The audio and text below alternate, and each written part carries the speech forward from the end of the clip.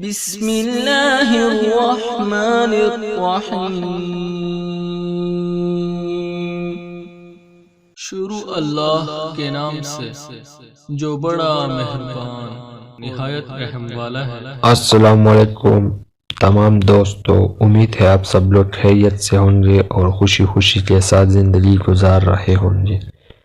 آپ تمام دوستوں کو دل کی گہرائیوں سے ایف ڈی کے وائس چینل میں خوش آمدید۔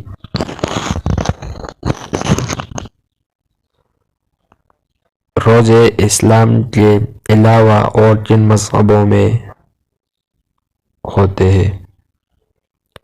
اسلام کے علاوہ روزے 6 مذاہب میں ہوتے ہیں۔ روزہ اسلام میں اہم ترین رکن ہے۔ روزہ مسلمانوں پر فرض ہے اور دنیا میں مسلمانوں کی بڑی تعداد رمضان کے روزے رکھتی ہے۔ دنیا کے دوسرے مذاہب میں بھی روزے کا تصور پایا جاتا ہے اور غیر مسلموں کا بھی ایک طبقہ روزہ رکھتا ہے، حالانکہ ان کے ہاں روزے کے معاملات کچھ الگ ہیں اور وہ اپنے طریقے سے روزے رکھتے ہیں۔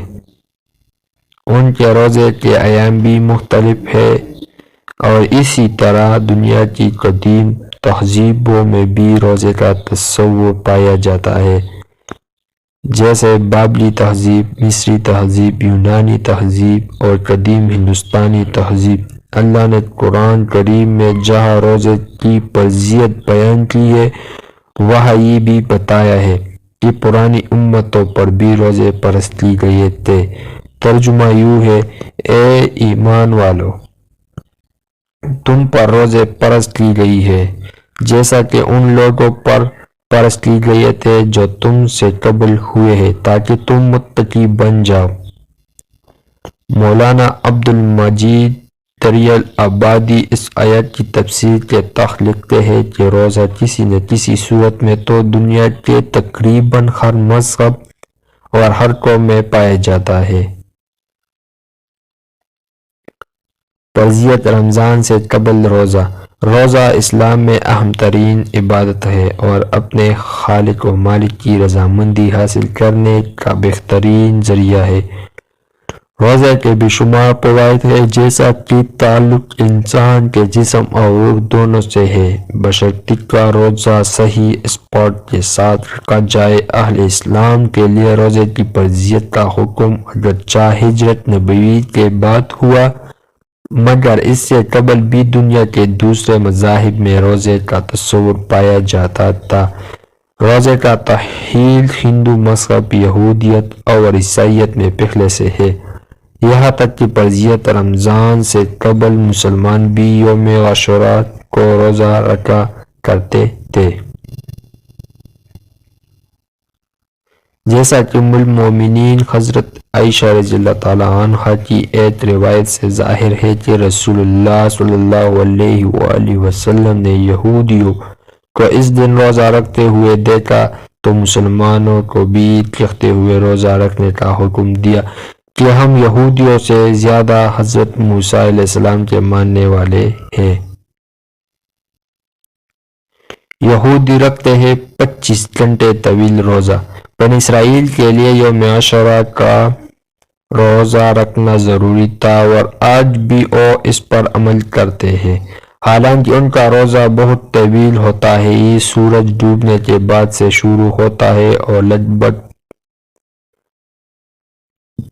52 گھنٹے بعد اگلے روزہ رکھ کے شروع ہونے پر ختم ہوتا ہے۔ اس روزے کے دوران یہودی کھانے پینے کے ساتھ ساتھ جنسی تعلق سے بھی بچتے ہیں اور اس بیچ چمڑے کے جوتے اور آرام و آسائش کے سازو سامان سے بھی پرہیز کرتے ہیں۔ روزے میں یہودی اپنا بیش تر وقت سنگیت میں گزارتے ہیں اور توبہ و استغفار کرتے ہیں، نیز توریت کی تلاوت میں مصروف رکھتے ہیں۔ بنی اسرائیل میں روزہ اسلام کے اندر دوسرے آسمانی مذاہب کی تاکید پائی جاتی ہے اور انبیاء کرام کی تعلیمات کی طرف لوٹنے کی تاکید موجود ہے۔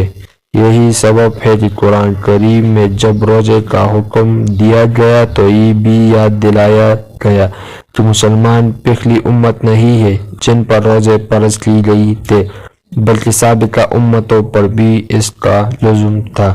تورات کی بعض روایت سے ظاہر ہے کہ بنی اسرائیل پر 7ویں مہینے کی 10ویں تاریخ کو کفارہ کا روزہ رکھنا ضروری تھا۔ یہ روزہ نہ رکھنے والوں کے لیے سخت بات کہی گئی تھی کہ جو کوئی اس روزہ نہ رکھے گا اپنی قوم سے الگ ہو جائے گا۔ تورات کی روایت بتاتی ہے کہ حضرت موسیٰ علیہ السلام جب طور پہاڑ پر تورات لینے کے لیے گئے اور 40 دن مقیم رہے تو روزے کی حالت میں رہے۔ یوں نہیں حضرت دانیال علیہ السلام کے بارے میں اسرائیلی روایت میں ملتا ہے کہ انہوں نے 3 ہفتے کے روزے رکھے تھے۔ بنی اسرائیل کے ہی نبی حضرت الیاس علیہ السلام حوری پہاڑوں کو گئے تو انہوں نے 40 دن روزے رکھے تھے۔ انہیں روایت کے سبب آج بھی دیندار یہودی روزے رکھتے ہیں۔ اس کے علاوہ 2-3 مذہبوں کا اور بھی تفصیل ہے، لیکن ویڈیو پھر بڑا ہو جاتا ہے تو اس لیے اور نیکسٹ ویڈیو میں بتائیں گے انشاءاللہ۔ اگر آپ کو ہماری ویڈیو اچھی لگی ہو تو ہماری چینل سبسکرائب کریں اور آگے شیئر کریں۔ انشاءاللہ نیکسٹ ویڈیو میں ملتے ہیں۔ والسلام، دعاؤں میں یاد رکھیں۔